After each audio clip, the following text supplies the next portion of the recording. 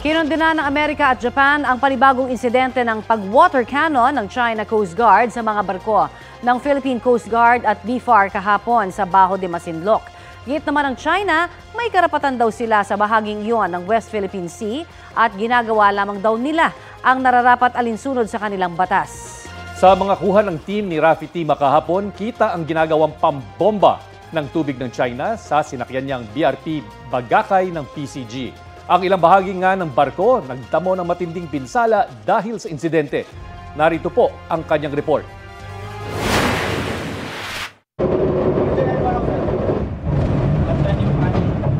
Malayo pa sa Bajo de Masinloc, sumalubong na agad ang tatlong barko ng China Coast Guard. Sa di kalayuan, nakaalalay sa kanila ang isang barko ng Chinese Navy. Sa isang punto, napahiwalay ang kasabay naming BRP Dato Bangkao ng BFAR sa sinasakyan naming BRP Bagakay ng Philippine Coast Guard matapos humarang ang isang malaking barko ng China. Patuloy yung aming takbo pero dikit na dikit itong Coast Guard ship ng China. Napakadelikado ng ganitong maneuver. Dahil anumang pagkakamali, pwede kami magbanggaan. Ganito na yung sitwasyon kanina pa, siguro mga 20 to 30 minutes na parang cat and mouse yung labanan. Yung BFAR ship, kinarang kanina. Kaya nag-maneuver itong sinasakyan naming Coast Guard ship para makahiwas. 8 barko ng China ang salit-salitang humaharang sa aming daraanan hanggang sa makalusot ang Coast Guard ship sa tila blockade ng China patungong Bajo de Masinloc. Nakapag-maneuver yung aming kapitan para malusutan itong nakasunod sa aming Coast Guard ship ng China. Ang direksyon kasi ng Scarborough Shoal ay dito. Pilit kaming pinapapunta ng Chinese Coast Guard dito. Pinapaiwas kami, talagang inaharangan kami para makapasok sa Bajo de Masinloc. Pero ngayon, ito na yung direksyon ulit namin, papunta ng Bajo de Masinloc. 2 Chinese militia boats ang nagtangkang humarang sa aming dinaraanan pero madali itong nalusutan ng BRP Bagakay.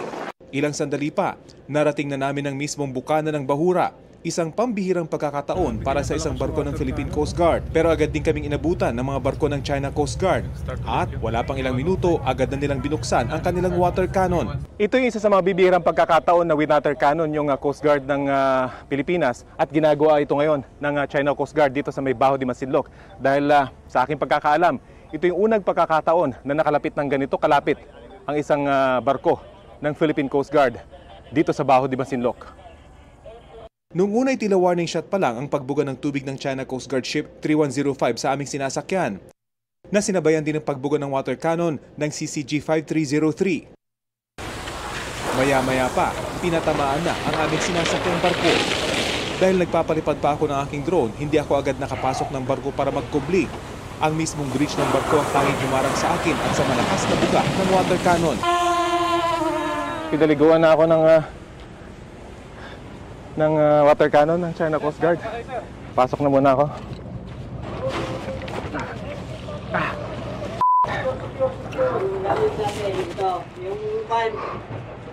Tumagal pa ang magkabilang pag-water cannon ng China Coast Guard sa aming sinasakyan habang nagmamaniobra ang kapitan para iiwas ang mahalagang gamit sa labas ng barko. Tuloy-tuloy pa rin yung pag-water cannon ng China Coast Guard dito sa aming sinasakyang Philippine Coast Guard ship. Sa sobrang lakas ng kanilang water cannon, ramdam mo talaga yung uga dito sa may loob ng pilot house.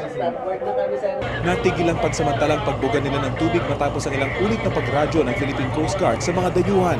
Stop your water cannon. You are posing danger to our vessel. This is against the international and Philippine national laws. Over. Sa lakas ng water cannon na ibinuga ng China Coast Guard, nasira ang kaliwang railing ng BRP Bagakay, kabilang na ang LED panel na nakakabit dito.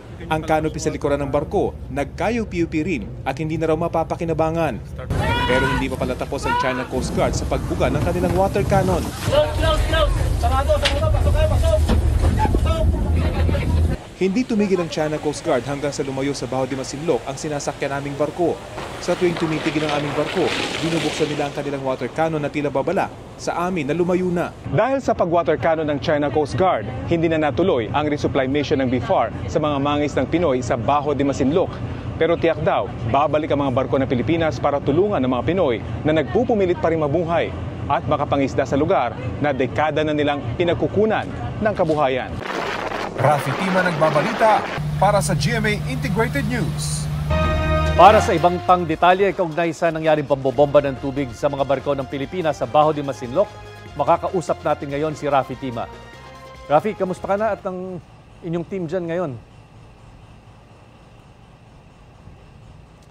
Chino, maayos naman kami ngayon ni JC Navarro. Nandito kami ngayon sa laot pa, no? Sa gitna ng laot, sa pagitan ng Baho de Masinloc at ng Zambales. Approximately 80 kilometers ang layo namin sa may Baho de Masinloc. At sa ngayon ay nagsasagawa ng resupply mission. Itong aming kasamang Dato Bangkaw dito sa mga isdang Pinoy. Itong kanilang misyon ay dapat isasagawa sa Baho de Masinloc, pero matapos ngayong agresibong aksyon ng China Coast Guard kahapon, minarapat ng barkong Dato Bangkaw at itong aming sinasakyan na BRP Bagakaw ng Philippine Coast Guard na lumayo muna doon sa area para naman na maibsan yung tensyon naming naranasan kahapon matapos nga kaming bombahin ng water cannon.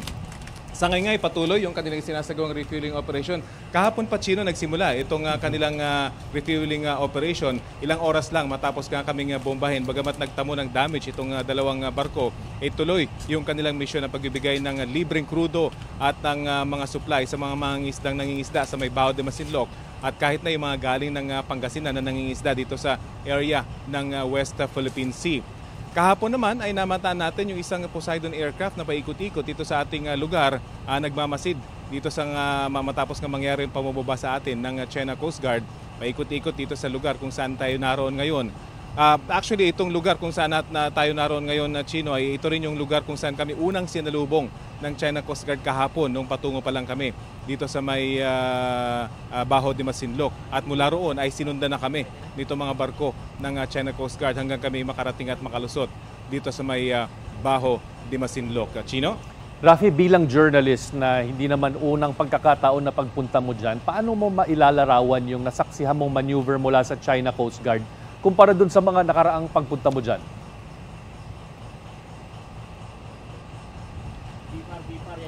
Malinaw talaga, Chino, na talagang agresibo yung kanilang ginawa.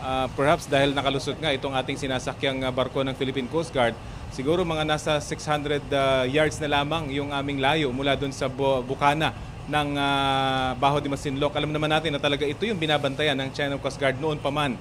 Kahit nga mga mangingisdang Pinoy ay hindi pwedeng pumasok doon sa lugar. Kung kaya't nung makalapit itong ating sinasakyang barko ng Philippine Coast Guard ay talagang naging agresibo yung kanilang aksyon. Matapos kami makalusot, sinundan kami at mula roon ay nagbuga na sila ng water cannon. So talagang very aggressive yung kanilang ginawang aksyon. At kung hindi kami umalis doon sa lugar, ay posibleng mas malaki pa yung damage na masusustain nitong ating sinasakyang barko. At ganun din pala yung nangyari dun sa BRP Dato Bangkaw. Although mas malayo sila dito sa may Baho de Masinloc, ay 10 beses silang pinatamaan ng water cannon. Itong ating sinasakyan naman ay 4 na beses pinatamaan ng water cannon na Chino. Maraming salamat at ingat kayo riyan, Rafi Tima. Kapuso, alamin ang maiinit na balita. Bisitahin at mag-subscribe sa GMA Integrated News sa YouTube. Sa mga kapuso abroad, samahan nyo kami sa GMA Pinoy TV at sa www.gmanews.tv.